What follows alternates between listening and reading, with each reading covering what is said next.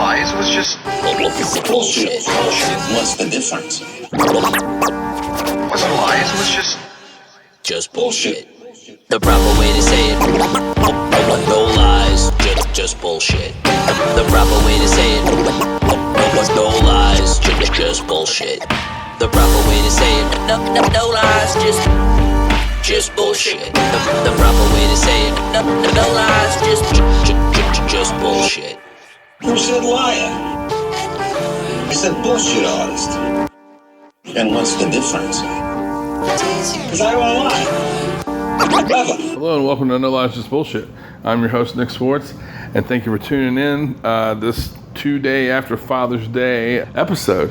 That really doesn't have anything to do with this, but I just want to tell you I had a great Father's Day. My wife went out of town, just me and the kiddos, and we had a good time, and we not only hung out, but we cooked together, and we did yard work together, and we watched TV together, and we went swimming together, and had a big bonfire and all that stuff, and I'm just feeling good about it, man. My batteries are charged. They're both wore out, but I'm feeling good about it. So just wanted to mention that. Like I said, it has nothing to do with this episode. Also, this week's episode and all episodes are brought to you by Alliance Tattoo Supply. You can go to alliancetattoosupply.com and they've got it. You need it, they've got it. I don't know if they have any left. They might have sold out already, but they had these killer power supplies that were painted by Wrath, and they might be gone, but Wrath does some merch for them. There's shirts over there. He did some boxes for Lineage needles, which are also premium needles, and your favorite tattooers use them. You should check them out. And so periodically over there you'll catch stuff from Wrath, like special edition stuff, and it's all good stuff. And Mr. Wrath, my buddy just had a birthday, and he's a good dude, and he sticks his neck out for tattooing, and that's what we appreciate. And so does Alliance Tattoo Supply. This is tattooer owned and operated out of Richmond, Virginia, and they're always doing their best to bring you great products with as little bullshit as possible. There's all this talk about like supply companies, and it's nearly impossible. And this is just from me. This is not from Alliance. This is just from me, but it's nearly impossible to keep corporate out completely. Just like it is with everyday lives. Like, we don't want to support these corporations. We're all using these stupid fucking phones that are, if you go down the rabbit hole, they go back to something terrible, and there's no question about it. But the guys at Alliance, they care, and a lot of these companies don't give a fuck, and, that's just my 2 cents. Anyway. Speaking of supporting tattooing and supporting the real deal, they also support the Shenandoah Rose. If you're not familiar, the Shenandoah Rose is it's a party we're having to celebrate tattoo and to celebrate Alley Cat. That's our 25th year, and we couldn't be more excited about it. And I'm not gonna list them all, but because I will forget. But Mike Brummett is gonna be there, and he's laying down some of the fucking most beautiful tattoos you'll ever see, coming out of Kings Avenue in New York, Long Island specifically, sometimes the city if he feels like throwing them a bone. My man Will Lolly is going to be there. He's also Kings Ave. Kylie Green is going to be there. Wrath is going to be there. Angelo Miller, Eric Desmond, Jimmy P coming straight off the injured list. Mike Wilson is going to be there. Chad Chesko and Timothy Hoyer are going to be there. Brian McNeil is coming from Italy. Jeff Rasher is coming from California. My man Juan Puente coming from out west. Christian Lane coming from Texas. And we're talking about a bunch of hitters. Jesse Struther is going to be there. And I know I forgot some folks because there's 20 of them. How can I remember them all? Mario Desa is going to be there. I should have a list in front of me, but I'm trash, so I don't have it. But anyway, we're gonna be celebrating tattoo, man. My man Mac Tyre is gonna be there. I was talking to Mac on the phone the other day. Mac's shutting down Ace Tattoo, and he's bringing his whole team like a G. You know what I mean? That's a sign of a good leader. It's a sign of a good man. It's somebody who loves tattoo and loves tattooing, and he's gonna be there. You know what I'm saying? So Nick Hall from North Carolina is gonna be there from Serpent the Rainbow. Yoni Zilber is gonna be there, coming down from New Jersey. Man, is that everybody? I don't know. I should never do this. If you're a listener of the show, I do this and I ramble and I fucking forget. Probably said Mike Wilson. Oh man, I feel bad about this. I know I said Eric Desmond. If I forgot you, I love you and I'm sorry. It's going to be August 7th, 8th, and 9th And Lineage is going to donate, needles, which is Alliance Tattoo Supply. But in addition to all the incredible tattooers that are coming to work it, my whole crew will be there kicking it, not tattooing, but kicking it. And a couple of them might be doing some like anniversary tattoos or some party tattoos. And then you have, every week some other great tattooer hits me up and says, hey man, I'm coming out to see it. I'm coming out there to soak it up. I'm coming out there to be a part of it. Great tattooers from coast to coast, north to south, east, west. You name it. And it's exciting, man. I can't fucking wait. So put it on your calendar if you want to be one of those people. We're going to have some food trucks in the parking lot.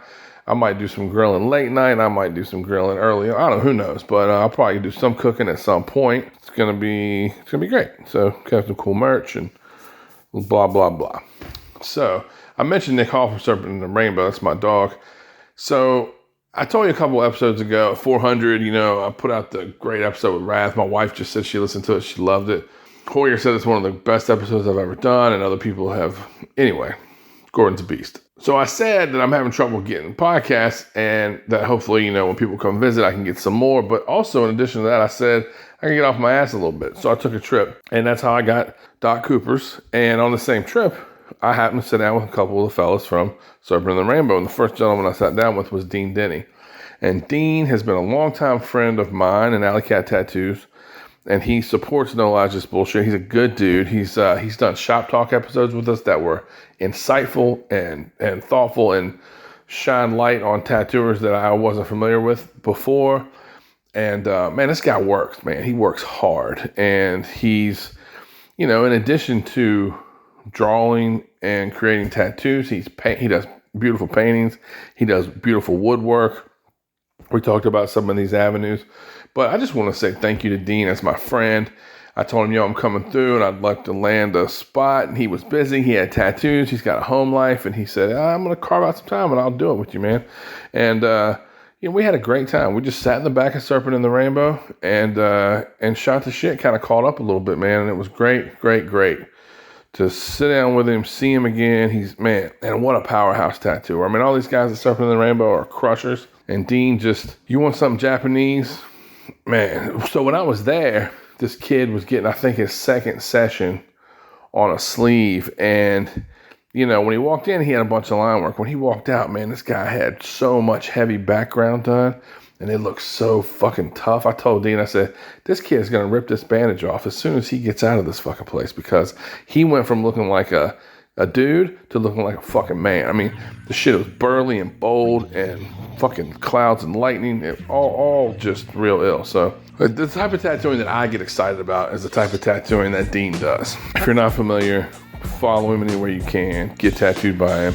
And this is episode 403. Dean Denney, No Lies Just Bullshit.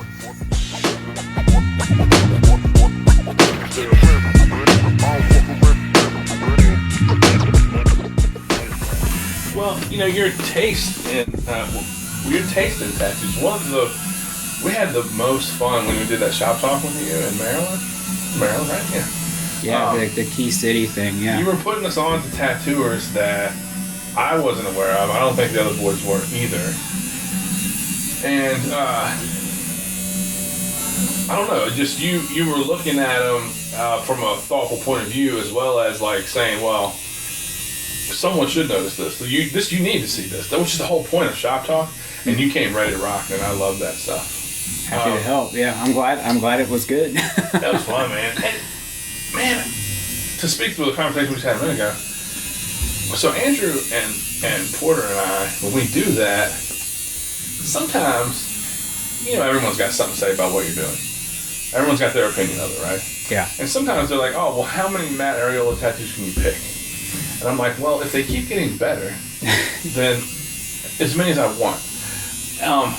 And the kid who records this for us is like, doesn't try to tell us what to do, but he says to us, like, hey, if you'll say who does the best tattoos in Asheville, the fact that you're pitting people against one another will get more clicks and the regular consumer. Oh, right. And I'm like, we'll never, ever, ever do that because we don't care about that. Yeah. And it's all subjective.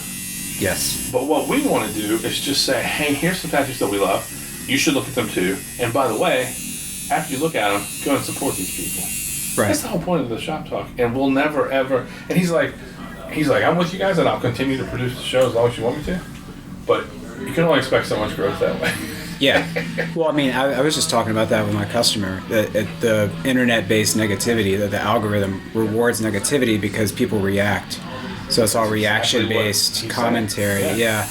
And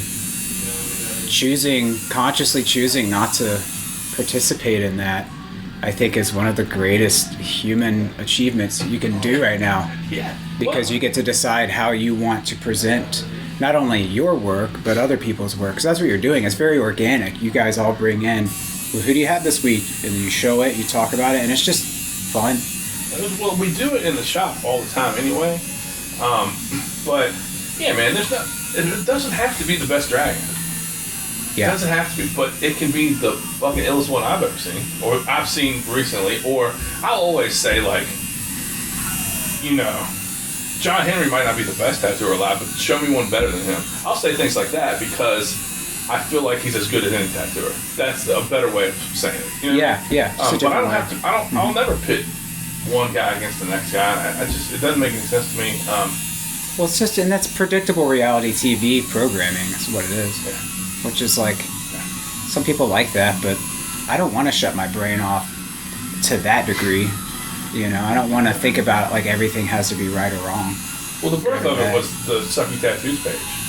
Oh, yeah. Someone showed Andrew that, and he doesn't buck very much. He was like, don't ever show me a bad tattoo. Show me the best fucking tattoo you've seen today. And I heard that, and a week later I sat down and put it down and was like, I got an idea based on what Andrew said, and that's how it came. But anyway, how's it been? It's been a long time. It's been a while. Yeah. Doing all right. How about you? I saw you, man. I mean, it would have been, had to be 2023-ish. It wasn't Sacramento. I think we did see each other in Sacramento. Because, we did the trip where we all came up through, but then I think we saw each other in Sacramento a year or two after that. Yeah. So I think it was, the last time I saw you. Yeah, 2023 or 24. Yeah. First time here at the shop. It looks incredible. Thank you. Where are you at in your tattoo brain right now? What's pushing you, driving you? I just saw you outline a sleeve. I don't want to put your business out there, but you can get an outline sleeve from Dean today for a very affordable price. Yeah. That was dope, man. And that kid walked out here a different person. Yeah. He's pumped. Yeah. He's pumped, man. Yeah. So for you folks listening, Dean just outlined a gator crocodile. Gator water sleeve, and this kid, it looks so good on him. It fit perfectly. The way it curled around the back of his arm and stuff. He was ready, bro. He's ready to run out that door and show the world. Yeah, and that's fun. Yeah. I love it. Yeah, well, you know, it took me what it took me time-wise, and that's what I charged him for, and I think that's the way things are supposed to be. So how are you feeling? Like, what are you into? Inspiration? What's pushing you right now? Oh, you know, there's always a lot. Yeah. But I do think, like a lot of other tattooers and customers alike, I think I've been spending less time looking at things on Instagram. I'll still see, you know, it's showing you the highlights, it's showing you the things that people maybe you know or you interact with, but I don't really like poke around on there too much. And that's been good. I'm really enjoying living in the analog world. So I've been opening up the books again. They're always there and you're using them, but I've been going through books I haven't looked through in 5 to 10 years or more and just reading them or looking at all the photos. Yeah. Really getting... So there's a lot of dead artists that are influencing me right now. Yeah. But I would say... Better than live ones that you don't want to creep in. Like if you're overlooking at something that's available to everybody, yeah, and it creeps in, then somebody's like, oh, he's trying to do which or whatever thing. You know, that's a tough thing, right? And we're always trying to manage that. But I would say 2 people that are really in my head pretty nonstop would be Marius Meyer, which is no surprise. Yeah, and then and Khalil Renti. Those 2 guys, which I've been fortunate enough to spend time with them and get tattooed by them. So That's probably a lot of it. Because, you know, it's great when you see someone's work and you like it, but then when you get to know them and you like them as a person, it really kind of takes it to another level where the work looks different and feels different. And so I've been fortunate enough to get tattooed by a lot of people that I looked up to, and almost nobody has let me down, and I just think that's fortunate. Yeah, lucky you, dude. Lucky you. But, you know, you're all, like, we operate on the right side of things. And when I say that, I'm not saying we're the greatest and so are our friends, but we're not in the places where, at least where I got started, which was, I was telling a story yesterday. They were talking about this old biker guy, Billy Jack, who was in Bristol, Virginia. And, you know, the first time, or maybe the second time, I was there selling him body jewelry in like 98. This chick walked in and she says, and he's like, he looks like Hillbilly Jim, the wrestler. Remember Hillbilly Jim? Oh, yeah. So, like, no shirt, bib overalls, a Spider-Man tattoo on his arm. And he's like the man at this shop. And he says, what can I do for you? She goes, well, I want to get my belly button pierced. And he goes, you 18? And she said, yeah. He goes, you got your ID on? She said, no. He goes, we got tits, don't you? Let's see 'em. And at the time, we were like, whoa, that's crazy. But I don't want to work in that environment anymore. You know what I'm saying? Yeah. So when I say we're on the right side of things, it's like you're lucky that you're not being let down by artists that you admire, but also, you know, if you pursue the type of tattoos that you're into, that I'm into, a lot of these people are incredible and they're generous, and all you have to do is be nice to them and they'll be nice to you. Yeah, it's overwhelming how simple it is. Yeah. It's easy to overthink it, right? Yeah. But yeah, I so many of my friends got tattooed by people that maybe they didn't live up to a thing, and I think that there's a lot of complexity there's a lot of nuance, but yeah, somehow it's just kind of worked out. And it's good to know when you're tattooing somebody like I worked on today, a younger guy who's just getting into tattoos.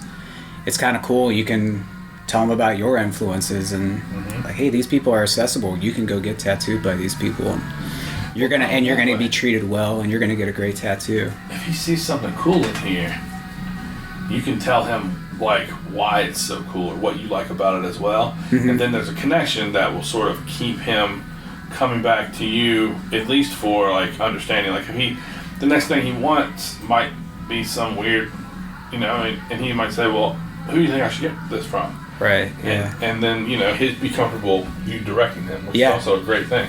I always tell people, man, it's like you don't have to get just tattooed by here. You just have to get just good tattoos.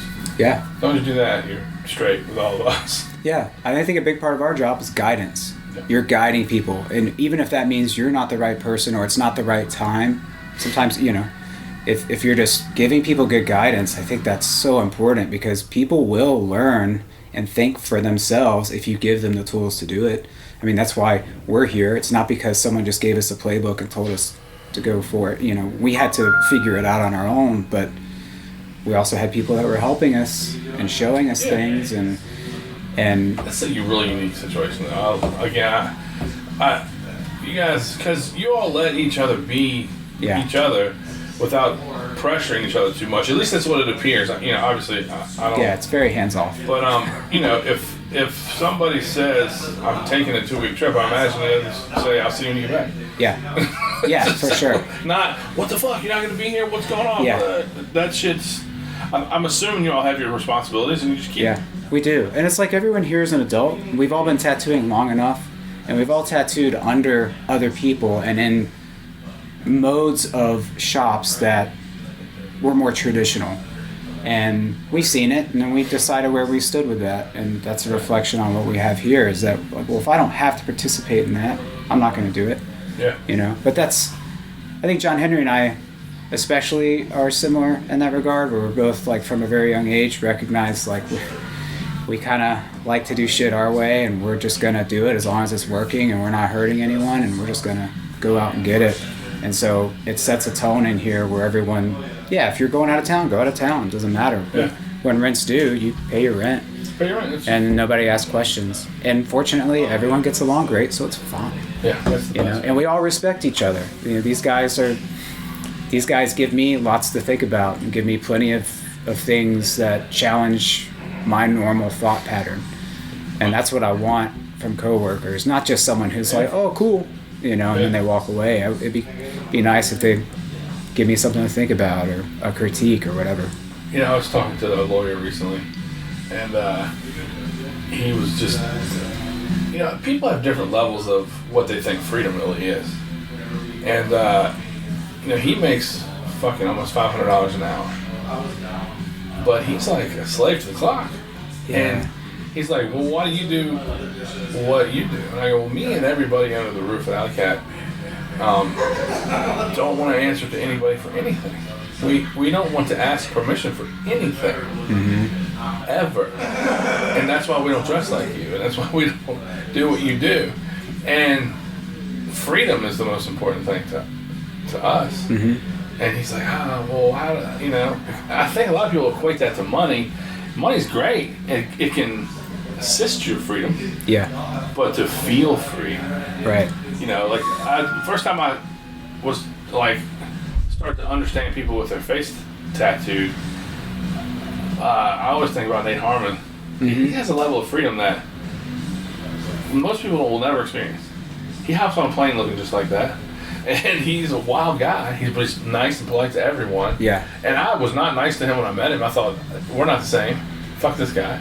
He's a great guy. Yeah. But he's really free. And I just love that aspect of being in this world of ours. Yeah. Is freedom. Yeah, it's an alternative path, simply put. And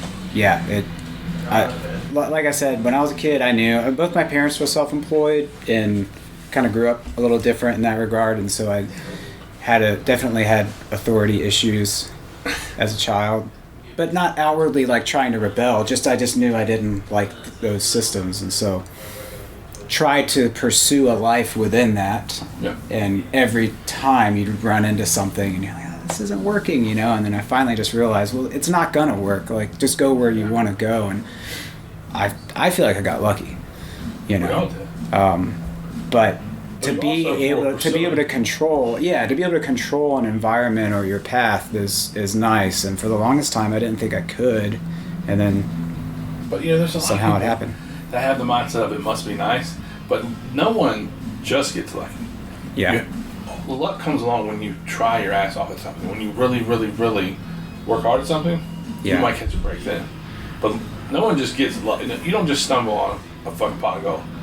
You have to bust your ass to circumstantially get into a situation where you seem lucky. Right. Yeah, that's just it. Well, because people love to assign things to talent or, you're just born with whatever and that's why you're good at it. And I think Hollywood maybe put that in everyone's heads, but as you and I both know, talent can be a thing, but without wanting something and working hard or dedicating yourself to it, it will only take you so far. So, you hear it all the time in the shop. Customers come in, they might look at a drawing that someone's done, and oh, that's so great. I can't even draw a stick figure. And it's like, well, when's the last time you tried to draw a stick figure? Correct. Someone recently said to me, oh, I wish I could draw better. And I was like, that's the most pedestrian thing. Everybody wishes they could draw better. Well, you can. Yeah, but it's like wishing you want to draw better. That's why even say it. It's just the most obvious. Everybody wants to do something better. So yeah, everyone. Yeah, wants to move in that direction. How did you end up getting tattooed by Marius? What did you get from him? I got this frog toad. That's dope. I wanted to get tattooed by him for a very long time, I mean, well over 12 years now.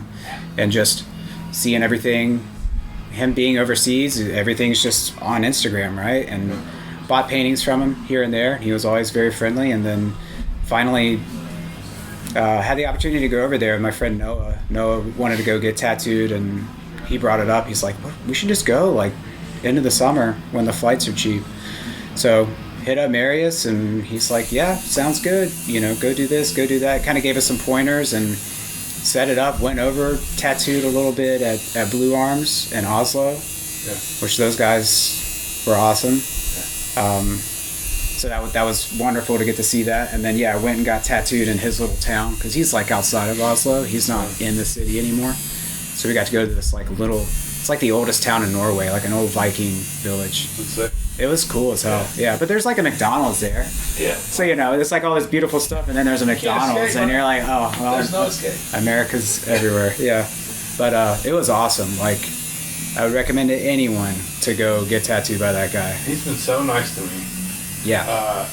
I've never met him, but when the podcast just started getting some momentum, he DM'd me one day. And I was just like, man, I really dig the stories about your hometown and stuff. Mm-hmm. So the tattoo stories are cool, but hearing about hillbillies and country shit is really cool.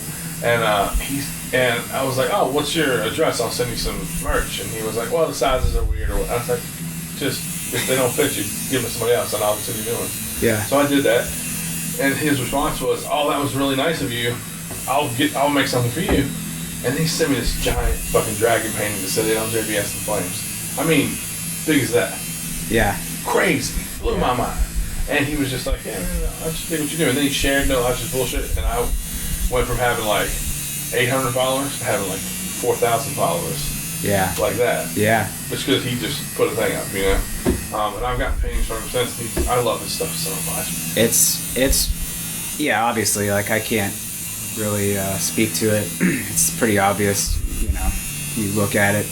It doesn't take long to figure out how you feel about it. But that was a really good trip. He was super cool, and he was very funny, and yeah, he was very interested in like Appalachian culture and music. He was playing, there's some like Norwegian artists that were playing stuff that's very Appalachian, which is cool. It makes sense, because if you look at the Appalachian mountain range, I've always known since I was a kid that it's in Ireland and Scotland when there was Pangea before it split, but also Norway.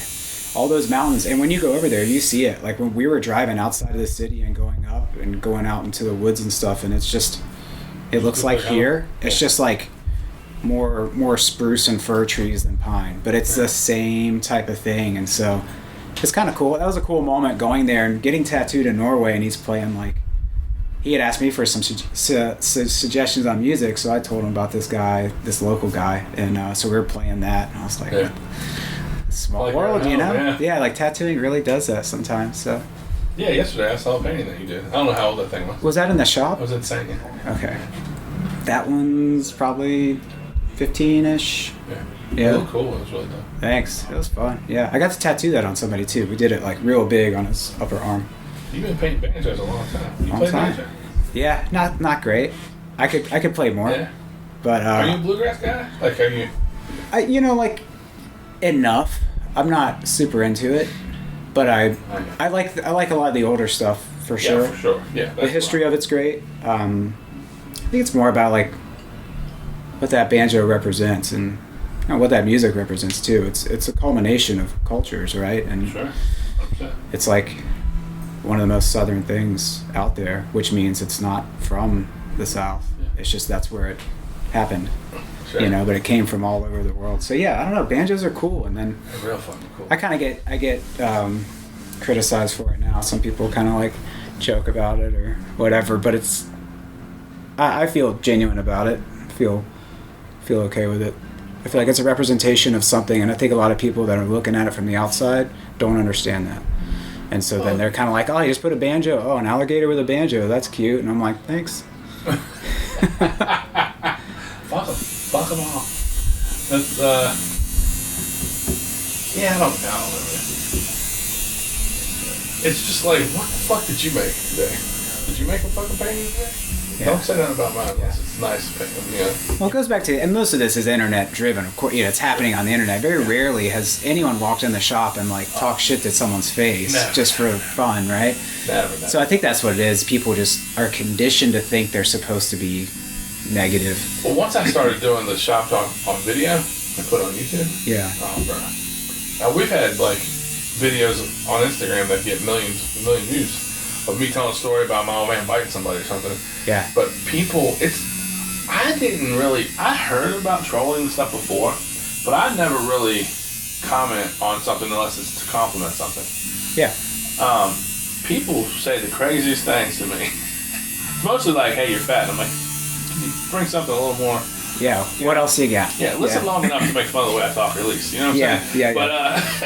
But yeah, I mean, people go to great lengths, and it will continue for weeks and weeks and weeks. Yeah. Well, right, because if you're on YouTube, I'm sure it's just it's recycling it, and people are. It's nuts. People are wild. I mean, you know, everyone's gotten internet hate. Happens.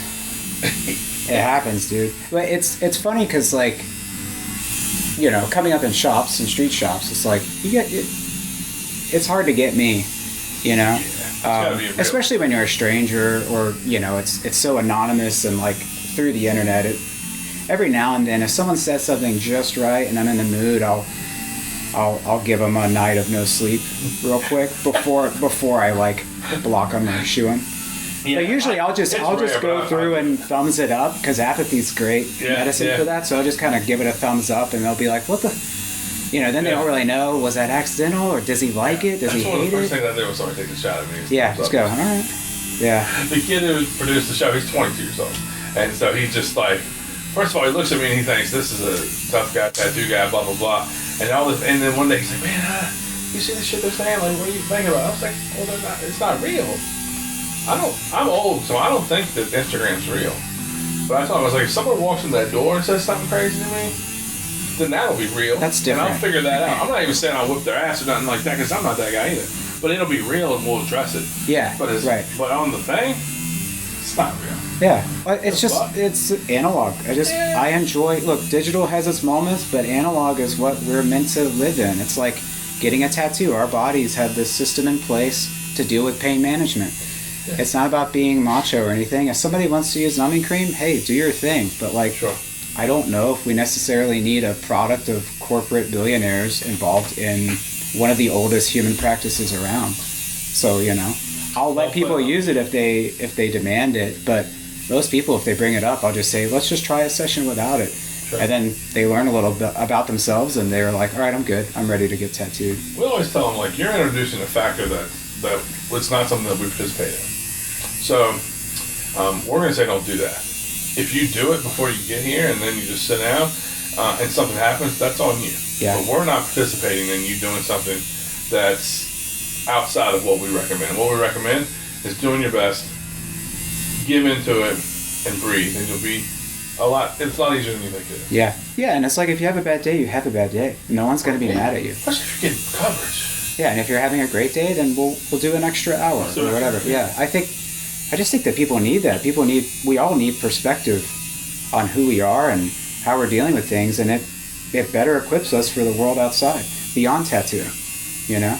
And it's just like a missed opportunity it's like all the influencer guys or all the celebrities and athletes that go get anesthesia, right? It's like, it's just a monetary flex. It's just to show, hey, we're in this other class of human being. We're doing it just because we can afford it.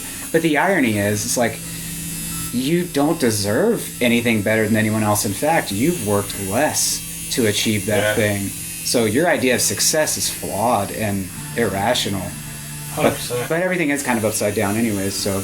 Well, I try to express to people when they're like working towards something. Again, back to the kid today, like he probably looks at you and thinks, man, Dean's covered. But he doesn't know what it was like to get that armpit done.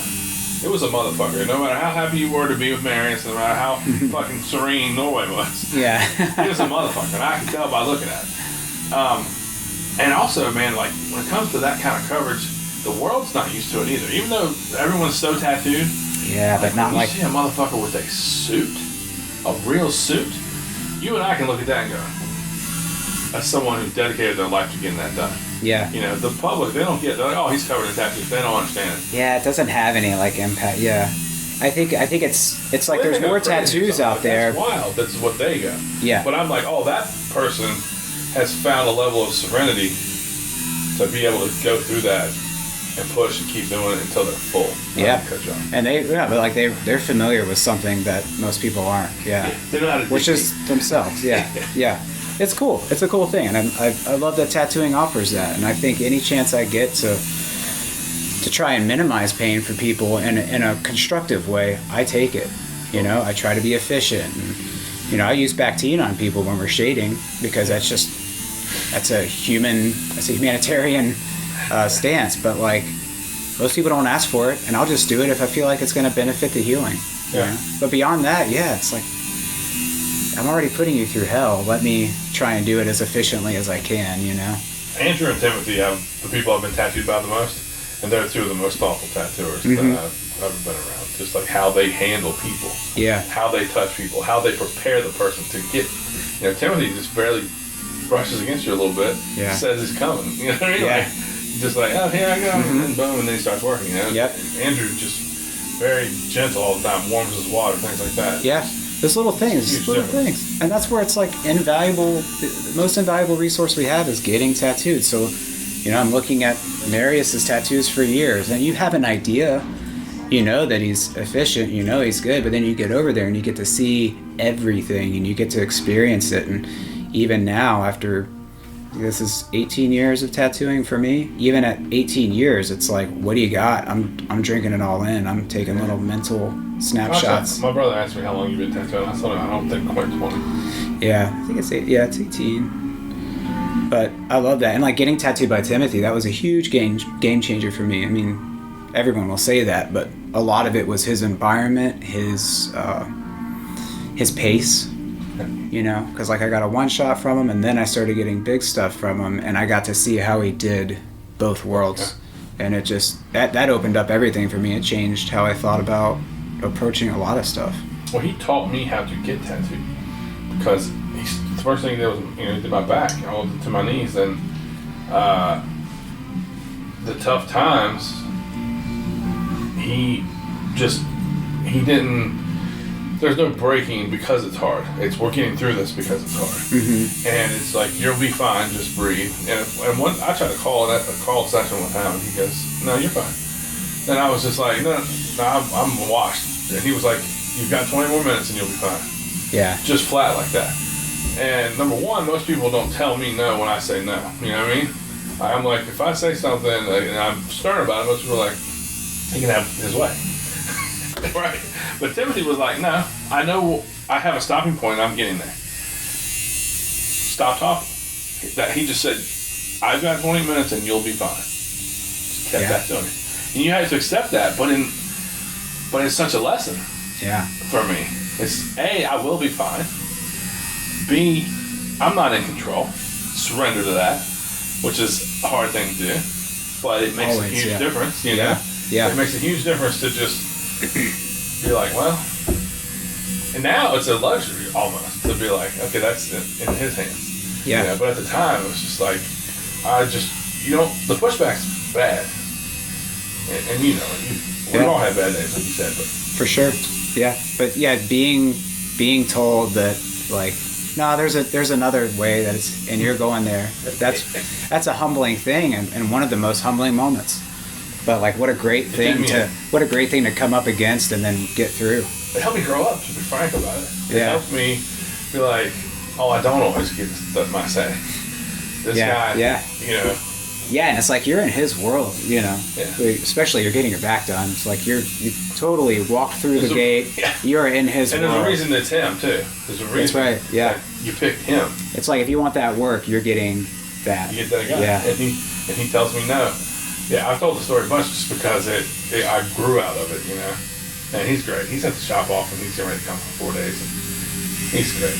Yeah, I haven't seen him in a while. I need to get up there and see him. I think 8th or 11th he'll be at Alcat. Come pop in. Yeah, he always does that thing, you know. We might be talking about something or like messaging, and he'll say, yeah, you know, I'm gonna get down there. I'll come down there. I'm like, okay, yeah. You know, and then if you scroll back and all the other messages, it's like how many years back, it's like, yeah, we're coming down there. But I get it. I get it.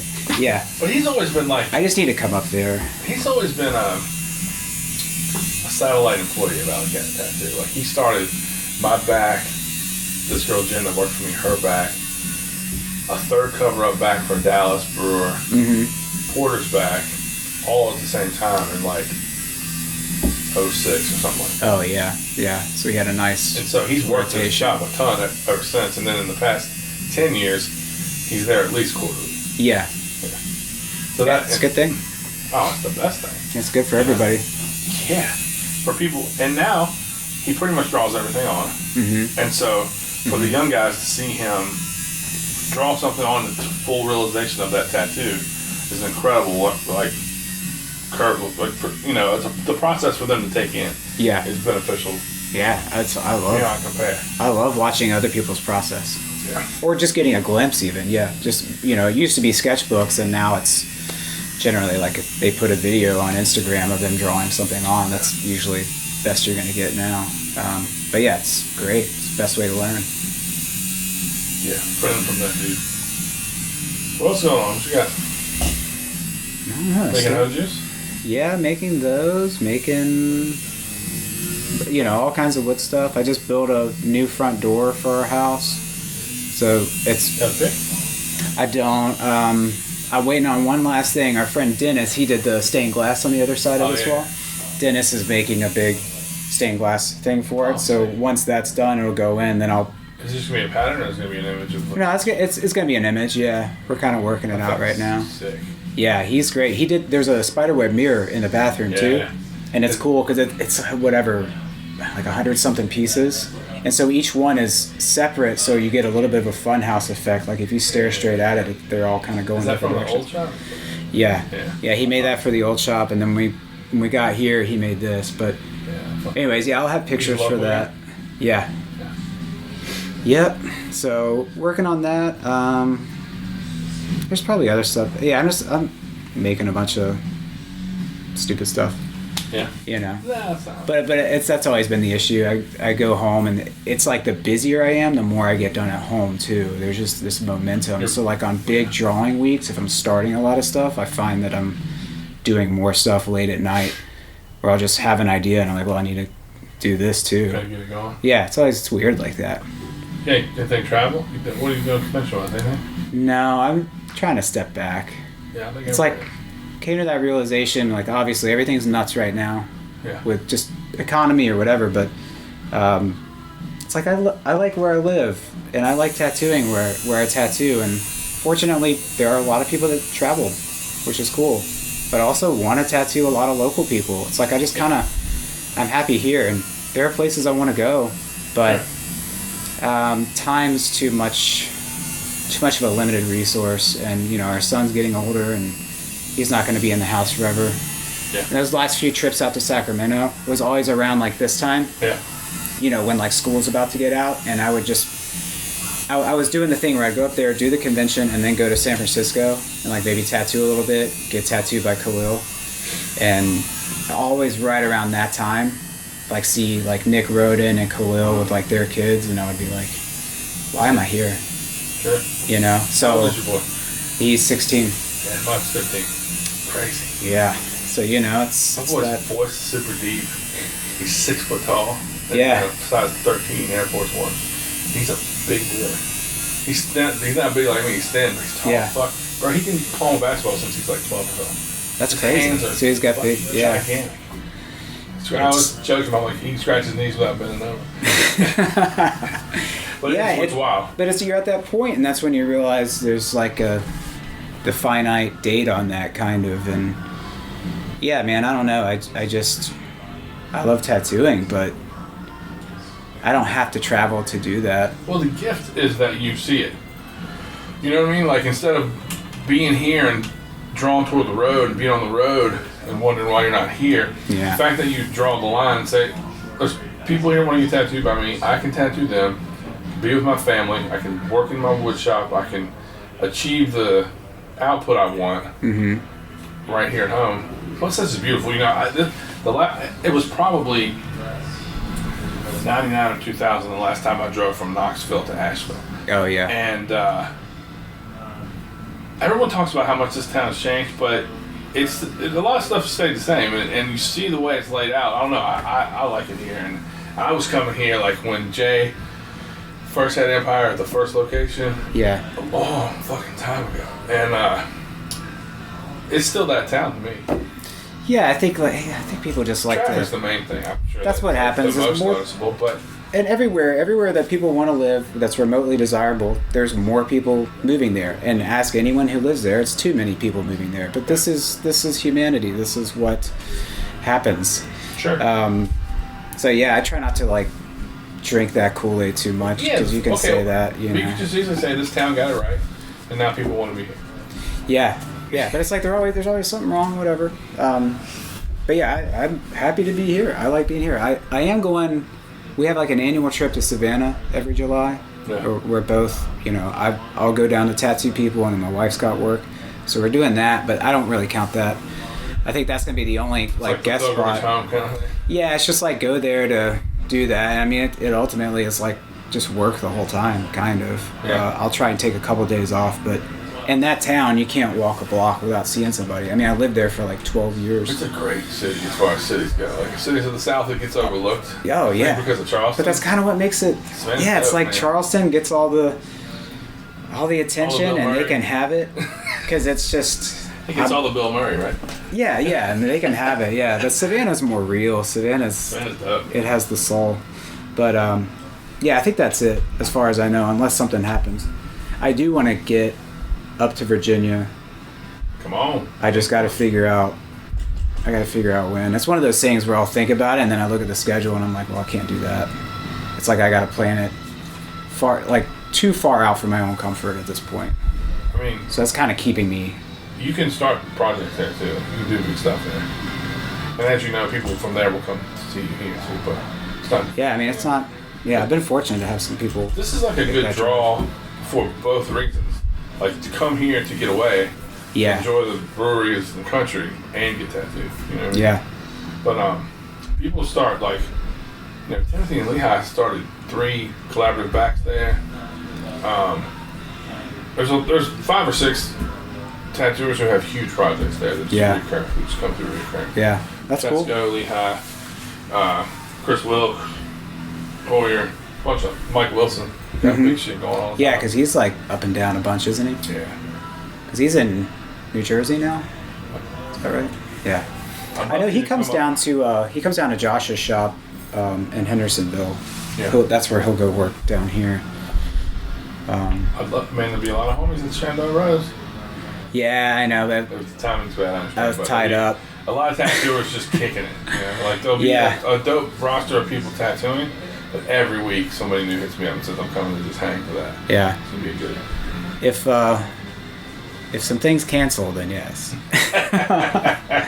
Well, that's not that. That's just like one of those. I think that's a month for me where it's still the end of the summer, so people really want to get in, and then like September and October start to get weird. But I remember when you announced it, I was like, oh, I can't. Well, we just did that slot to replace Pagoda. Not to say that we can replace Pagoda, but for a time of year where people are accustomed to traveling Yeah. in our world. Yeah. When Justin told me he wasn't doing it anymore, I was like, well, I'll just use that slot. Because it was so close to our anniversary anyway. Yeah, it's perfect You know, time. it's like 3 weeks after that, it's our 25th anniversary. So, but yeah, we just wanted to kind of fill that slot. And then, you know, if things work out, man, maybe I'll do a bigger thing one day. You know what I mean? Yeah. Well, it looks like it'll be cool. Yeah. He's talking about Mac coming, man. Mac Booby's fucking legend. Any Mac stories? You worked at Inksmith before, right? No, never worked there. No, I just know, I met Mac a few years ago before Christian was working here. Yeah. He came to visit and met him, and he was awesome. Been around him a couple times. He rules, man. He's a very likable guy. The first time I met him was at the Dorn closing party. Okay, yeah. But it was a barbecue the day before. And Juan was my end, and Juan was like, you can bring 2 friends. And I brought Steve-O, Ugly Tom, and Porter, and then Angelo, Mac, and Cody came, and sort of like add-ons to that. Anyway, being a bunch of people, or no, not Cody. Anyway, but Mac came up to me and was like, Cody told me to find you, and that we should probably get stoned. And it was 102 in New York City that day, and me and Mac got stoned, and I just started having a freak out, bro.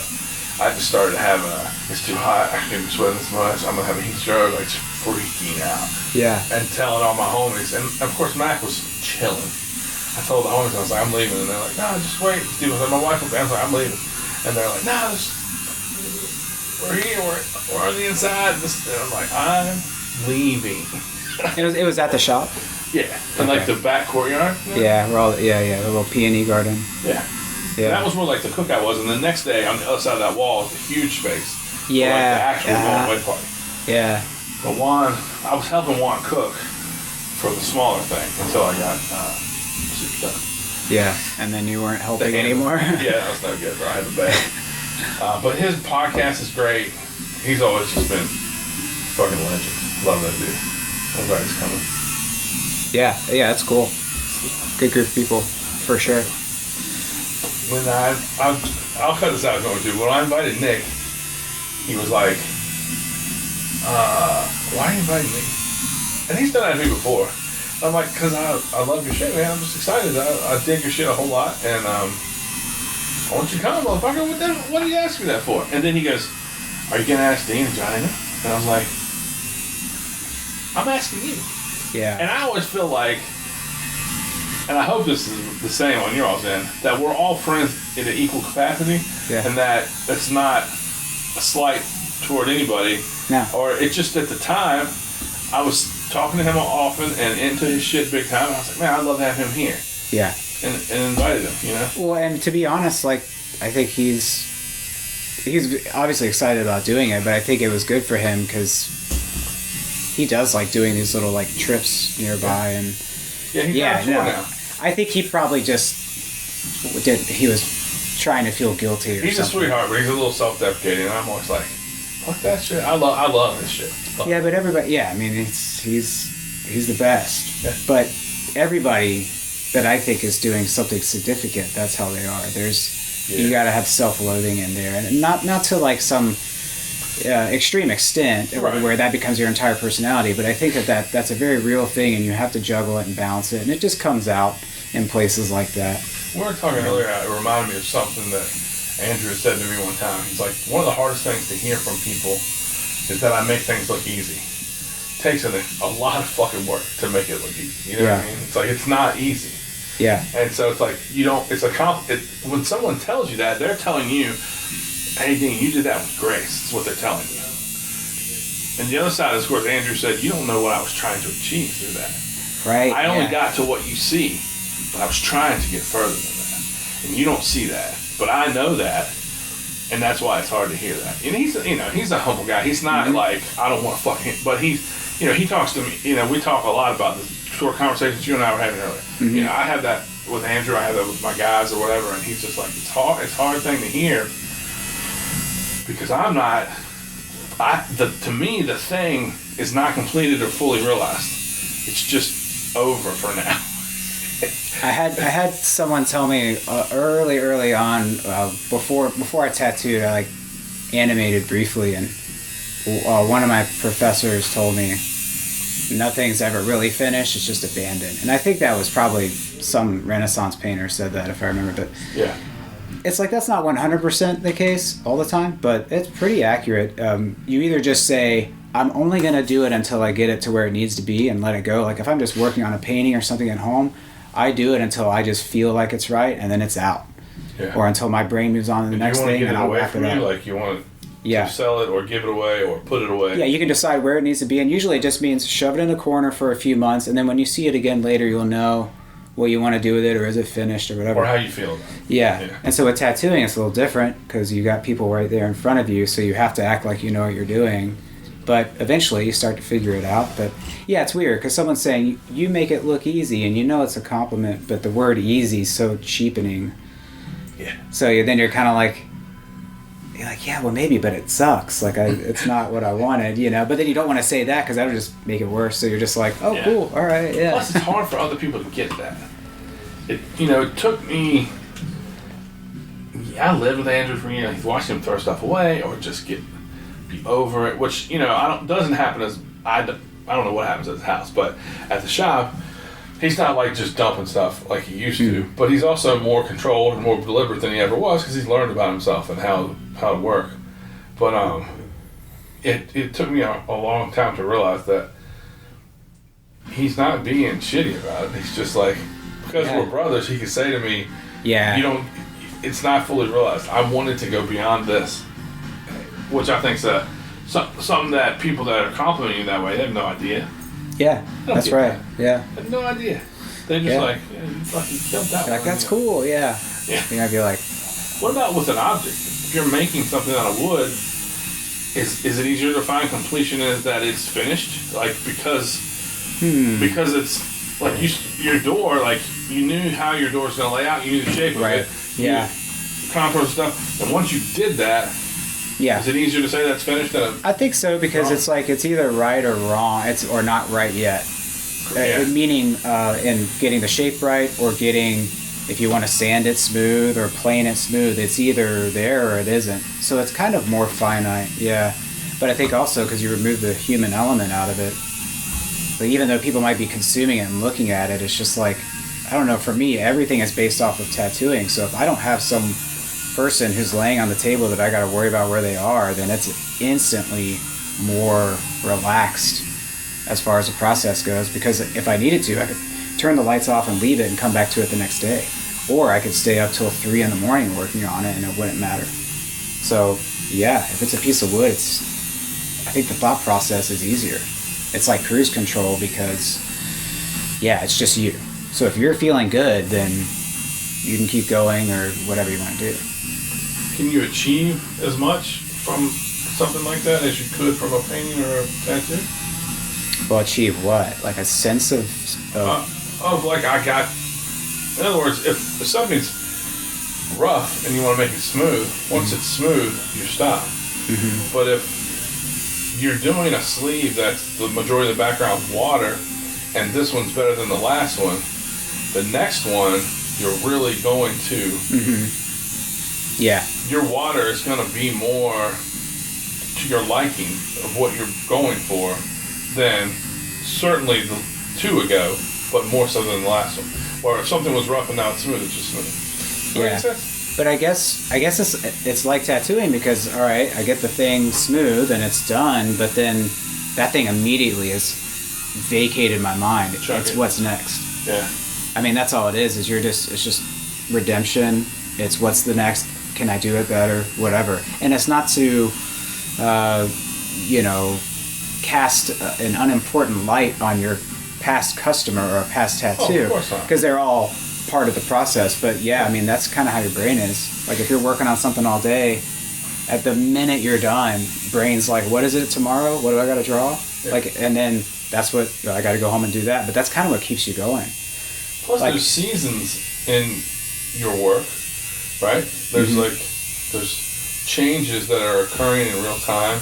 It doesn't make the old stuff bad. Like that, I think you put up a back piece today or yesterday. The skeleton was yellow. Yeah. And I sent you this 15 years old. The skeleton was pretty close to the color. Yeah. But there's a lot more going on in that tattoo. Yeah, totally different. I mean? Like I thought about it as soon as I saw that. I'm like, I'm glad I saw that painting. Two very different skulls. Yeah. Very, very well. The whole everything about it. You know.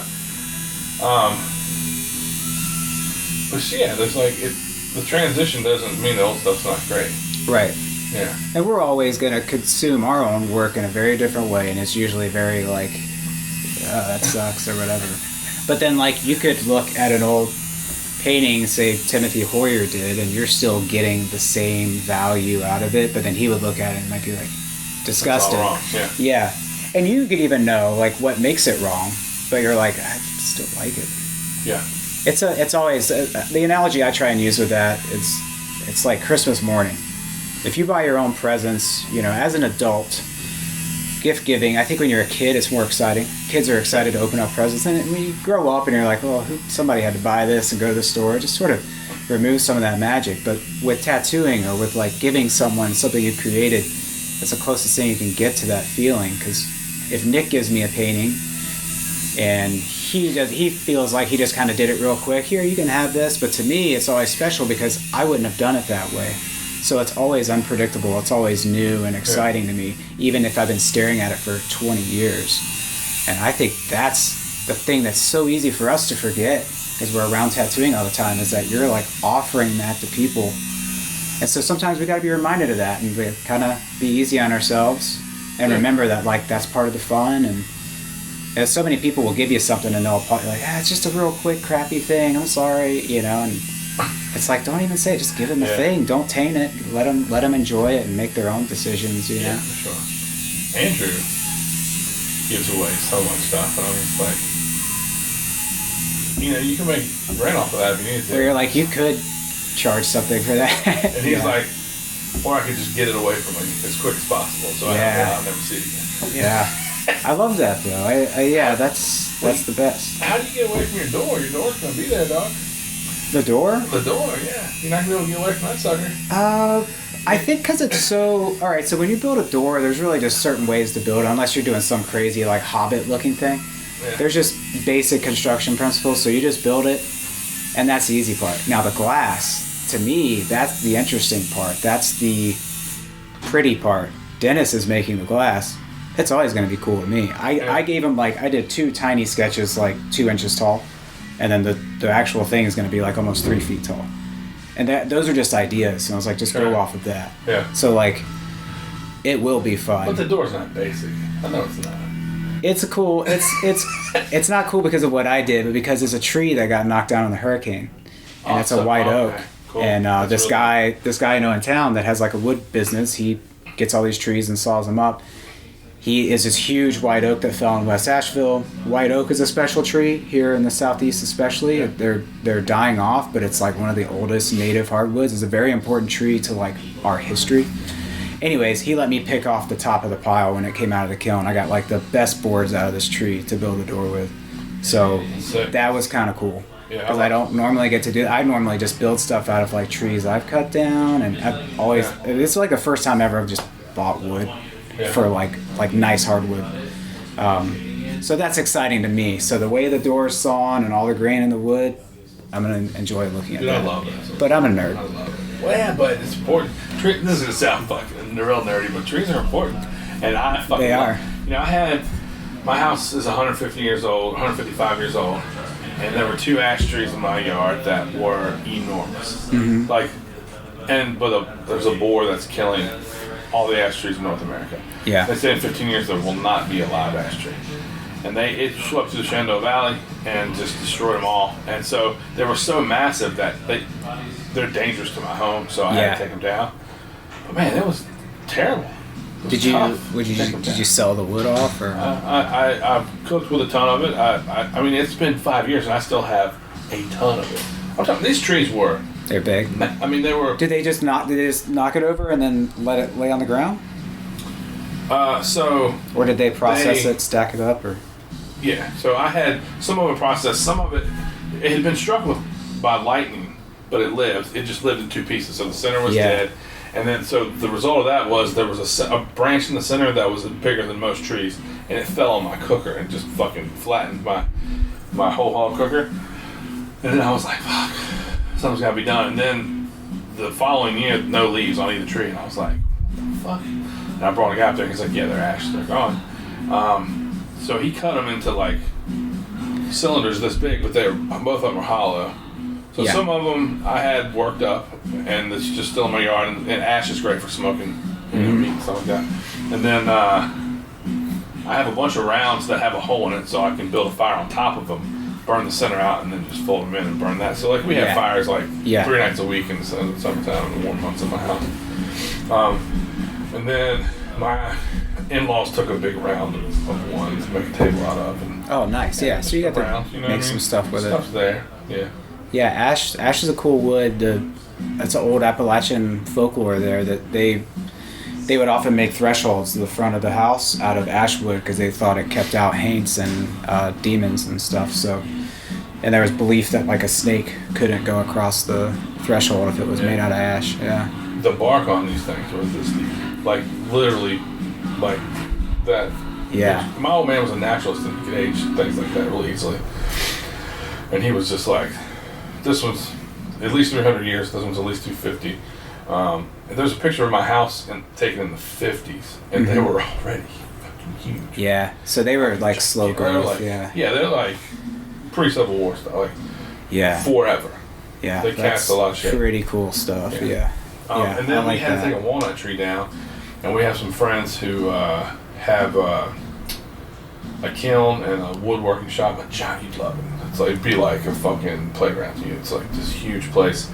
And we gave them about 10 feet of straight walnut before the branches start out, and pretty big around too. So they'll get like some really cool tables out of that thing. That's nice, yeah. And then we had when we bought the building we're in, there was a base there that was pretty darn big, and I had a top, like a light table built out of walnut from the top, and we did a handrail on the back from it. So That's cool. I just don't like to let stuff like that go. That's important. Same. It's hard. It's hard to do. But yeah, it is important. It's nice, and it's just wood is very warm, you know, and you can make things out of it, and pretty cool. I love Larry David, and he's at like a dinner party in one of the episodes, and Julia Louis-Dreyfus sets a fucking glass down on a piece of wood. He's like, "What are you doing there? You don't respect wood?" He's like, "I respect wood." So what's the matter? It's a classic Curb Your Enthusiasm humor. Good shit. Yeah. It's like, yeah, it's cool. I don't know. I grew up around it and always liked it, and didn't really get to do a lot of it for a long time because wanting to get into tattooing, and then finally got to a point where I could start doing it again. And did he even teach you, or you just sort of doing stuff on your own? yeah. Well, my dad did it growing up. He made a lot of stuff. Talk to me a little bit about that with you before. So. Yeah, so I learned from him a lot of basic stuff, and he was always working on the house and stuff too, so I liked that. I liked getting up on the roof with him and all that when I was a kid. And then right out of high school, like my first job was historic restoration. Worked for this guy who was working on old houses across North Carolina. So I learned a lot, and I like to read history and stuff, so I just ate all that up. But I knew I didn't want to, I was like, this isn't what I want to do. I want to draw. But like, that was a good little moment of my life, and I got a lot out of it. Did anyone ever teach you how to fellatry? Like how to put something where you want to put it? Yeah, the basics of it, but that stuff starts getting complicated real quick, so like, I'm not risky. I wish you would have known my pop before he passed away. You know, he's one of those guys that he's like a tough fucking guy sometimes, but so much to learn from him. Yeah. And I don't give a fuck how big the tree was or where it was. He would ask you, "Dean, where do you want me to put this tree?" And he'd put it anywhere. He was just so good at that sort of thing, you know. He also just taught me a lot. Like, you know, we had 20 acres, and hunting and fishing and stuff was so important to him. Mm-hmm. But he's like, we don't hunt here. These are our animals to enjoy. We won't kill our animals. We watch them. We look at them. We feed them. We take them in. You know, just take them in for the beauty of this. We don't kill these animals. You don't kill your squirrel that's on your property. It's a dumb thing to do. You go to the national forest, or you go to somewhere else, a farm somewhere that's allotted, and you can harvest animals there. Don't harvest animals here. And I just always thought, I didn't understand it as a kid. Yeah. But as an adult, I'm like, that makes the most sense. Because you want to look at them. You want to enjoy them, you know? Yeah. Yeah, it's cool to see. I mean, it's just like, you know, you see wild turkeys in the yard or deer or whatever, you know? Like, I just saw a bear this morning after I dropped our son off at school. Like, it's cool to see these things up close. Yeah. It remind you, you know? Yeah. And as humans, we need that because we think we're so special and we're so top of the food chain, but then, you know, you see even like a juvenile bear walking past your car, you're like, I'm not getting out. I'm gonna let that thing go. You know, it's nice to be, you know, given a little bit of humility. Yeah. And I think that's ultimately what nature is doing, is reminding us that like all this stuff is new. All these trappings of our modern world are really new in the grand scheme of things. So like, we're not that far from being like out there with those animals, so appreciate what you have. If you have a house in the woods and you leave for a year, the woods starts to take that house back. So quick. It happens super fast. Anything that you leave unattended. Yep. You know, it's fascinating. Yep. The Earth's always going to find a way to reinvent, even if we destroy it pretty well. I think it'll still outlive us. Yeah, there's all kinds of like theories on that, about you could have all the global warming and all this stuff, fossil fuels, and then in the end, the Earth will just kind of re-evolve. Well, it'll just fold everything into the ocean. More or less, yeah. And it'll level things, and it'll start back up again. Yeah, and it's not to be like, don't bother recycling, but it's kind of a cool thought to have that, where it's like, you know. My thought is there's nothing we can do. And I don't mean that hopelessly. I just mean like, we might think we can control the weather in Dubai.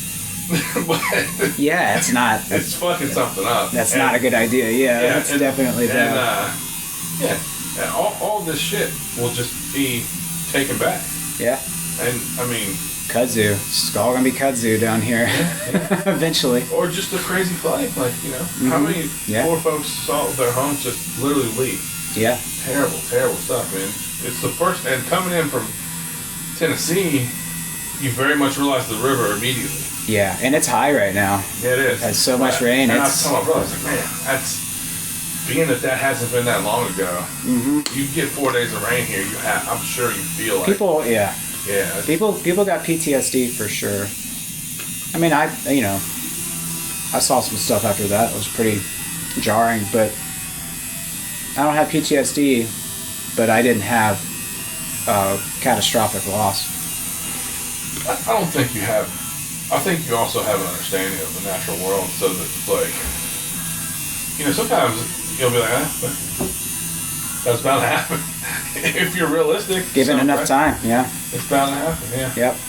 Yeah, like where we are, there was a flood 4 or 5 years ago, random flood, and just like wiped out a bunch of stuff. It was just, you know, perfect scenario. It was like right now where we had tons of rain for like a week and a half, and then just had another big storm come through, and people couldn't get back home. Like roads were just covered in water for like a day. And all the news outlets and all the scientists were saying, oh yeah, it's been 100 years since it's a 100-year flood or whatever. Okay, and then, you know, the hurricane happened, and it was like that times 2. Yeah. And you're like, oh, that was like less than 2 years ago or whatever. This other, it was just like, here we are, man. Like these numbers are meaning. 100-year flood means that there's no rule book that says, well, it can only happen every 100 years. Doesn't mean that at all. And I think that's the thing, and people just go, oh my God, we can't control anything. And for some people, that's very humbling because they're living in their head or they're on their phone all the time, and they're used to being able to control what they're seeing and what's happening. Yeah. But then all of a sudden, you don't have internet for 3 months or whatever, and their lives are just turned upside down. For the better, hopefully, you know. Yeah, I mean, this time, like, I love this time of year as it transitions into warmer weather and just, you know, consuming less on my phone, consuming less on television, just being outside, more swimming, just being in the sunlight, having fires at night and listening to music instead of looking at fucking TV. This time of year is the best. It's nice, yeah. You get to be outside and slow down as much as the world allows, you know. But yeah, I feel that way about a lot of stuff, and then I'm like, well, I'm just like getting old or distanced or whatever, but it is cool. If you talk about that with customers, you know, people can relate with that. We're all fucking terrible. We're all doing more than we should, and you know, I take baby steps to make myself feel better, but yeah, the phone's a motherfucking monster. It's bad. It's a monster. But I get anytime, you know, every now and then there's someone that like gets rid of the phone or that puts limitations on it, and I'm like, good for you, man. That's great. Yeah. Unfortunately, I've got a healthy relationship with it. I can pick it up and do what I need to do, and I can put it down. But like if you're going to the airport and you're going to travel or something, you'll find yourself, well, what am I going to do? You're on your phone. Yeah. And then you catch yourself, and it's just like, wow, that happened so quick. I might put this thing away, you know? Let me just sit here and stare at the planes coming in or whatever. Let me just enjoy a new scenery for a moment. I was talking to my buddy Chris about it. It's just like how different things happen for our children. Like, you know, if I really, really needed something, I could say to my grandparents, hey, I need shoes. And they're like, okay, well, you know, school is out in 3 weeks, and then you can come to the beach and we'll go shoe shopping. It's like, that's just 5 weeks away. You know what I mean? Where if my kid says I need shoes, I pull out my phone and they're there in 2 days. Yeah. You know what I mean? And it's like, is that good or is that terrible? You know what I mean? Both. Like he doesn't have the anticipation of looking at his dusty ass shoes and going, oh man, line me up in a couple weeks. He's just like, okay, yeah, I need them. And it's not like a toy. A toy I might, well, he's 15, not really toys, now it's games and stuff. And we limit his consumption of video games and his phone way more than anybody else that we know. Hour in the morning, hour at night, basically. An hour, that's for games, and then 1 hour a day, phone. So it's like it might be in his pocket all day, but after he uses it for an hour, it shuts off. That's it. Yeah. And I mean, most of his friends can just come home from school, go in their room, consume as much as they want until they go to bed at whenever they want to go to bed. My boy gets that limited time, and other than that, he can read in his room, chill in his room. Yeah. And he can be outside, but we limit all that stuff, but most people just fucking let it go, dude. Blows my mind.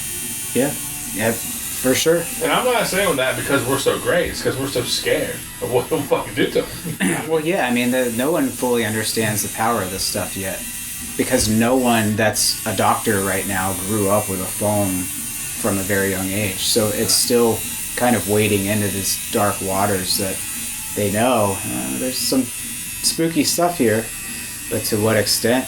Yeah. So it's a personal decision. It's like we all have to make that decision and try and do the best we can.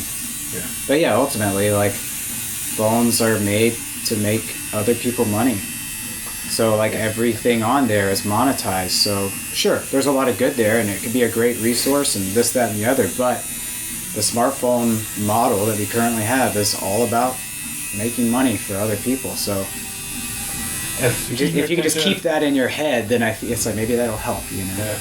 I don't know. To keep your attention to the maximum at all times, and then the algorithm is designed to feed you choices that you're not really making. You think that it is, but it's really based on things that you're rejecting. Yeah, and it's pushing you in a direction. Yeah. Algorithm says, oh, he doesn't like that. He scrolled right past it, or he didn't like it. He looked at it, but he didn't like it. So we'll send him this other thing.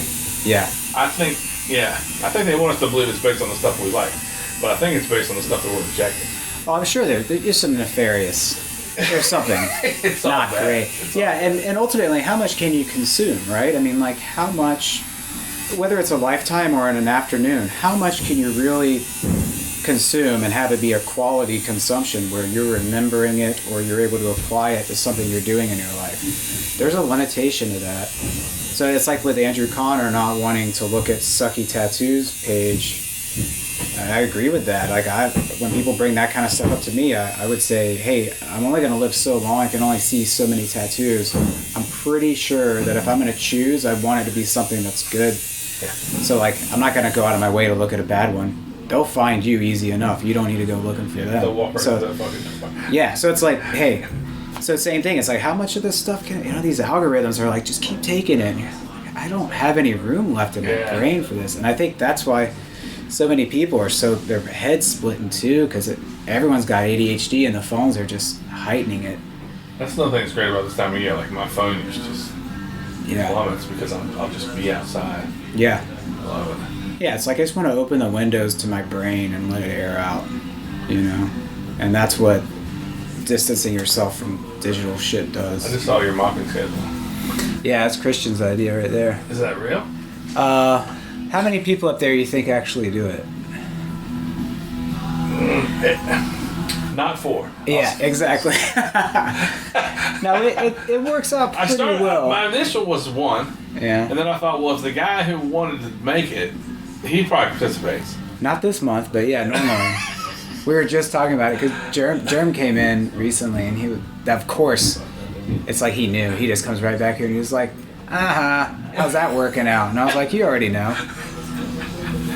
That's funny. Yeah. I want to take a picture of that. That'll be the cover for this podcast. It's fine with me. Yeah. That's interesting enough. That's Yeah. fucking great. Man. Shop looks fucking tremendous. Thank you. Yeah, we're Let's go. happy with it. Yeah, we got to move. This was the place that we built out during COVID. Like, we got kicked out of our old building, March, right after COVID happened, because those landlords were like, hey, we know you're not making money, but you need to pay us anyways. And we were like, well, we can give you money for next month, but we don't know what's happening. And then they wanted more money up front. They just got real greedy. I think they knew that we were leaving anyways. Our lease was set to end in like June of that year. Uh-huh. So they were just trying to get all the money. And so we were like, you know what? Let's just leave. Were they cool with you leaving before your lease was up? Or they at least accepted it? I wouldn't call them cool. Did they accept it, or did they like They pressure you to accepted say it. they would sue you or something like that? Yeah, well, and I knew, like, luckily my mom worked for lawyers and like eminent domain lawyers growing up, so I knew what we could get away with is like they're not gonna come after us for that. So we split, put everything in like John Henry's basement, except for all of our personal stuff. And then we got to we'd already signed on this lease. We were just waiting to get into space. Yeah. So we got into space I think like late April, and then we spent from April to July building it out. It was fun. So it was cool because we got to do a little more of what we wanted to do. The landlords were cool about all of our decisions. They were like, just after a while, they were like, you don't have to ask us, just do whatever you want to do. Like, we trust you. How long So- has that been now? This is 6 years. July will be 6 years that we've been in this building. And then we were at the other shop for 3. Wow, almost 10 years, huh? Yeah, coming up on it. Yeah. Yeah, it's funny to think about it, but you know how that is. Oh, Brian, you have 25. Yeah, it's just... 25 years out, yeah. Yeah, which is cool. I guess maybe that means doing the right thing, you know? Like, I still feel like I've been tattooing 3 years in my head. Yeah. And when people ask, I have to think about it, and then I'll say, oh yeah, okay, 18, but I don't know what 18 years means. Yeah. It doesn't feel like that. Well, like, we're talking about algorithms and phones and the negativity and stuff like that. But, you know, the other side of that, like you said, maybe it means doing the right thing. Like, you mentioned earlier, we've all worked for other people who, you know, the business of tattooing was driven a certain way. Mm-hmm. And the way the shops that I came up in worked, like, you're here as much as you possibly can be. And if you need something, because we need you here, Mm-hmm. but if you need something, you get back here as soon as you possibly can. Yeah. If you have to go to a funeral, how long are you going to be gone? Yeah. If you're sick, are you really sick? If Yeah. someone in your family needs you, well, how bad is it? And that's just the fucking wrong way. It's the opposite of what. And so with Alley Cat, it's just like if someone tells me that they've lost someone, I say, well, would you like us to clear your schedule for 2 days, or 5 days, or 10 days, or you tell me when you want to come back, and we'll make it easy. Mm-hmm. We'll start. We'll put everybody now on hold, and whenever you're ready, we'll come back. If you want to take a vacation, just tell me the days, and maybe if we can get them covered, that'll be great. But you can take the vacation regardless. Mm-hmm. If you're not feeling well, I'd rather you not be around us. So when you are feeling well, let us know. Yeah. But it was never like this pressure to fucking, and I think that's why it's lasted 25 years, is because once I just started treating people like they should be treated, Yeah. Well, yeah, and stepping bad outside things of... stopped happening. Yeah, stepping outside of the... Oh, you know, kind of we own you mentality. Yeah. Which, like, that's tattooing in a nutshell. You know, like, once the bikers got a hold of tattooing, that was it. That's a model that we We own grew up catalogs, around. we own everything. Yeah, and we have everything. And like, oh, let's bring all of it in here, and then we can control it. And that's what we understood when we were going into shops when we were young, and then getting involved and working in shops. Like, that was it. That was the way it worked. And then, fortunately, we're at that point in time where you don't have to do it that way, and you can be. It's like I say to people that want to talk about this, like how our situation is at the shop. A lot of people come in, especially tattooers, and they'll have questions. The first one is, well, who owns the place? And depending on how much time we have or how I'm feeling, I might kind of engage that and get a little philosophical with them about what does ownership really mean? Do we ever really own anything? But usually, I'll just say, well, who do you think owns it? And usually they say John Henry, because I think it's just that's like the most believable scenario. Maybe it's a little romantic for them, and I love that because I go, yeah, John Henry's the owner. Because then I don't have to But he's the least go any further, and now I'm just whatever. I can just talk. A lot of times people ask it if they're looking for a job or they want an answer or whatever, and I'll just say, yeah, John Henry, man. And, oh, well, how do I get up with him? Like, just, I don't know, email him, see what happens. And that's usually where it goes. And you're telling the truth. I'm telling the truth. You don't know what happens. Yeah, but if they're cool or they're not looking for a job or being, I mean, even people that are looking for a job, we'll be honest with them. But if they're cool or nice or they're actually a customer, then I'll just say, hey, we just have a setup here where everybody does their own thing. There really isn't an owner. Like, sure, there's names on a lease and all that stuff, Sure. but like nobody's here saying, my word is this, and if I say this, everyone has to do it. And Well, we're like, but that's what works for us. But there's plenty of other people out there who have a situation where there's a boss who's a good boss. But I had one good boss in my entire life, and it was a part-time job I had in high school. It wasn't at tattoo shops, you know. So I had to go make our own way, you know. it's not people's fault that they just assume things are that way because things are always that way. Right. But I think, not to speak for you guys, but you all just basically agreed on an ethic and a name. Like, Yeah. and then said, okay, we'll Yeah, do pretty that. much. Yeah. It's like everything else is just a shell, you know. Even the stuff hanging on the walls is just a shell, you know. So it's like, if you're feeling good about who you're with and you're able to do the work that you want to do, there shouldn't really be anything else complicating that. And to be perfectly straightforward and succinct, I don't like. The only other step would be if you leave a shop, you can either go do a private studio, work for yourself, or you can open a shop with people, or you can open a shop and then you are making money off other people. And none of us want that. Like, I don't feel that's just not for me. I can't do it. If Christian's out there doing a tattoo, I don't deserve that money. But that's my personal feeling on it. So this is the best thing because then I get to be around people, but then it's all even. It's just even. And you say this and you mean that. It's not, you know, and I love that. But it's interesting how many people come in here and they're kind of thrown off by it, or they almost want to like prove it wrong. And then once you explain it to them, they're like, "Oh, that's really cool." And then I'll say, "Well, what's your situation?" Well, that boss kind of sucks. And I'm like, "Oh, it sucks, man. But hey, we've all been there." And like, doesn't have to reflect on your work, but like, It's hard to find a group of people that it works. oh, It's nearly impossible. And I'm not saying that we've got anything figured out, but yeah, I think one time we were talking about something like this. And Chris O'Donnell said, "I've never seen," he said like 2 or 4. He's like, "Yeah, you get a good lineup at a shop and then like give it 2 to 4 years, right?" He's like, "It's really hard. It's almost impossible to have like under the same leadership or whatever to have a group of really solid tattooers who all get along." Yeah. He's like, and then when you see it, take a picture because give it a couple of years and it'll be something else, you know. And I think that that's very true under like that classic, you know, my way or the highway biker style shop, which is still a big part Still of. the prominent. Yeah, model, it's still the really, most especially because it makes the most sense for the people who have the lease and you know, yeah. So if someone asks you for a job, is it typically someone who doesn't know you all well? Yeah, I mean honestly, Because if you knew, if I know you guys, so I know that getting a job here is,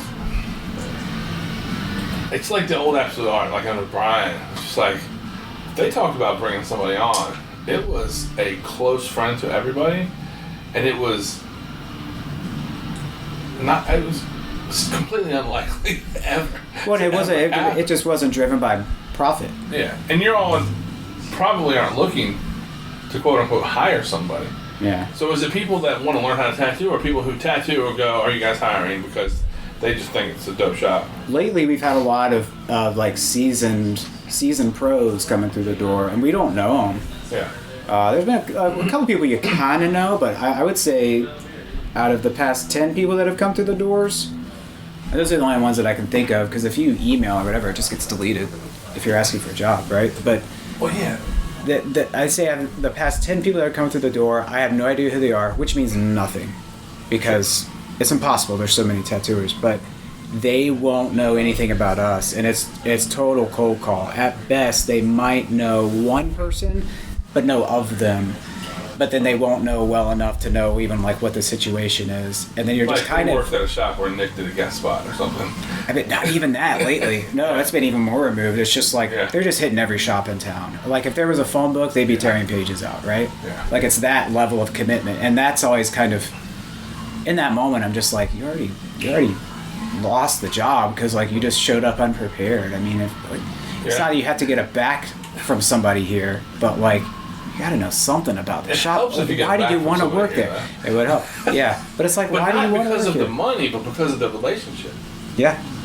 Well, and that's our thing. Like that's how Nick got the job, because Germ knew Nick really, really well, and then we knew Nick through Germ, and then everything clicked. Yeah. And then with Christian, and he's a freak show like John Henry.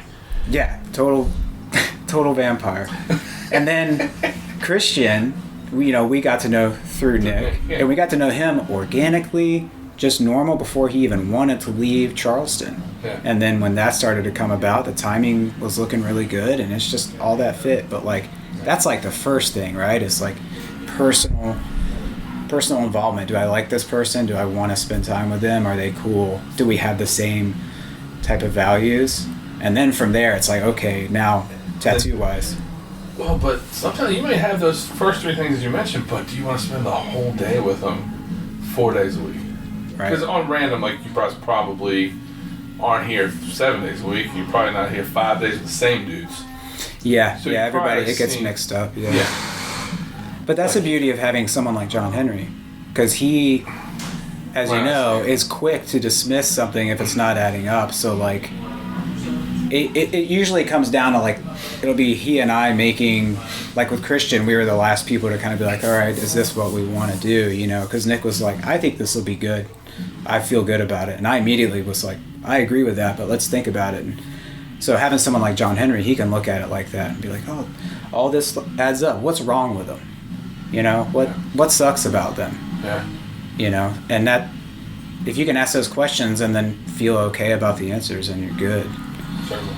But yeah, I can't even imagine hiring somebody off the street. And like earlier today when we were talking about that, I've been in those situations where my boss chose someone who was clearly a poor candidate, shoved them into the gears and just said, here you go, hope everything works great, leaves, and then everything sucks. That person's just toxic or tragic or whatever. Yeah, and then you're like, I just gotta wait for them to like mess up bad enough to get themselves fired. That's all I can do. Get attention from the boss again. And they always did, but like in the meantime, everyone's getting punished. Yeah, you're just in misery. Yeah, that shit's not works. But my point was, what I was trying to get to was that this shop doesn't look to hire. Well, I'll never see a post that says Serpent the Rainbow is hiring. I mean, never say never, but yeah, I don't think. Yeah, but because we're not trying to pay for boats and boats is bullshit always that the we one don't I use need. because my boss fucked me to buy a boat. My old boss, you know what I mean? So a boat is a great example for me. It always fires me up. Or fourth home or whatever. Like none of us are trying to do that. But even if you were looking to take on a partner, it wouldn't be through Instagram. You all would look in the well of people that you respect, that everyone gets along with, and then go, well, what is their work situation? Yep. Do I want to invite them to come and do a spot? Things like that. Like, it wouldn't be that way. It's got to be organic, yeah. And that works. There's a natural process there, and it works. Or even if someone were to come and say, hey, I got to get out of where I am, whatever, as long as it was organic, then you would be far more open to considering that, right? Because then it makes sense. It doesn't feel forced. It doesn't feel desperate. But that's just us. I try to. You guys are the exception. It's like we don't know. It's like I don't know anything, man. And I'm not saying that we've got it right. And I'm not saying that other shops have it wrong. I just know what I feel. But this couldn't work for everybody, but it works for you guys. Yeah. You guys are all unique. The way you look at things are unique. Yeah. Fair enough. Yeah, I've been called worse. It's in the best way, man. As time moves on, the more I try to understand, freedom and independence are power. They are, Really, right? freedom is just like something. And it's quality of life, because those things can get you quality of life, and they can get you time, which is quality of life. Yeah, and it's all, They're all related. It's like, it's like we're all going the same place. So, what are you doing in the meantime? And are you enjoying it? Or are you impacting people the way you want to? Or are you just like miserable and spreading misery? Yeah, it's like all these things we're always having to check in on, And you'd like to think that if at any point you knew that you were fucking up, you could figure it out and make a change, right? Yeah. And I think having good friends around you and people that understand the world that you occupy, I think that helps. 100%. Yeah, it's factual. And if you don't see it, and you have a real friend, they'll check you. Yeah.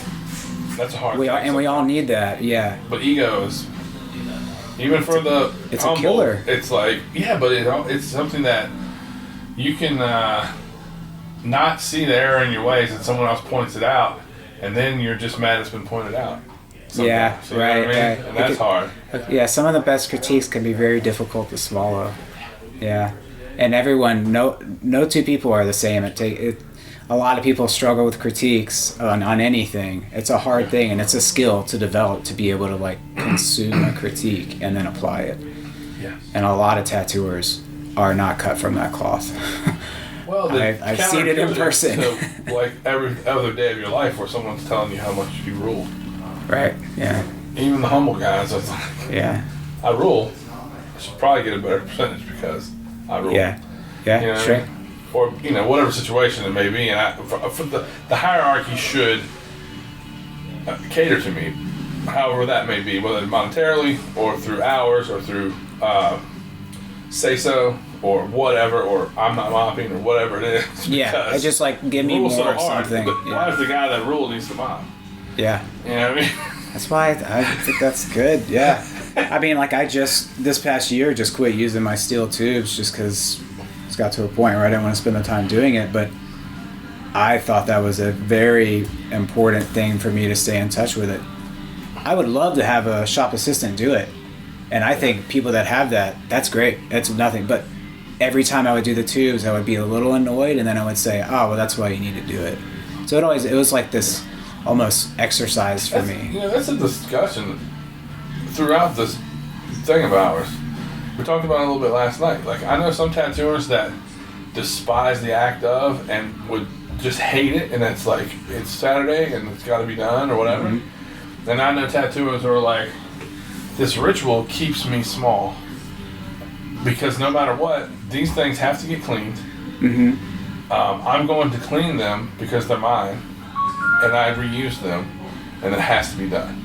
And so it keeps them humble. Like, I see both sides of it. Yeah. And, it's all about what works for you. There's no right or wrong. That's right, absolutely. You can pay somebody, and if that works, then, just the fact that you're paying them might be a good exchange for you to help that person and give them opportunity, or whatever it may be.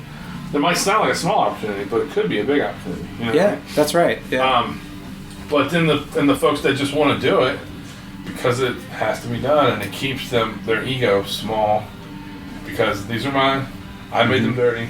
I must make them clean so that I may use them again. Yeah, you know yeah. what I'm saying? And in that sense, that's the kind of ownership that I want. Like just little windows of ownership throughout the day where it's like, well, I made it dirty, I'll clean it. I think that's a very universal, like cosmic, simple idea, and I want to be able to control that because there's things that I can't control, but I can control this. Yeah. Let me do that, and then when that customer comes in, I will have just done something and I felt that I did it the way I wanted to do it. Now I'm ready and in the right headspace to perform this tattoo for them, It's all about rituals too. Yeah. So I think tattooers love a good ritual, whether they realize it or not. So like anything that's ritual based where you can be successful at it is probably good for your brain and your soul or whatever, Dean, thank you, buddy.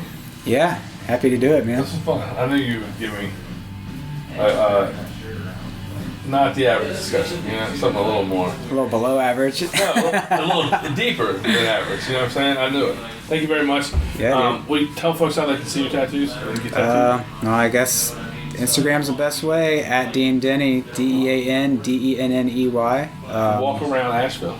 Yeah, Asheville, North Carolina, Serpent in the Rainbow. John Henry's the owner, so if you have any questions, talk to him. All right, pal. Appreciate you. Yeah, thank you. Yeah.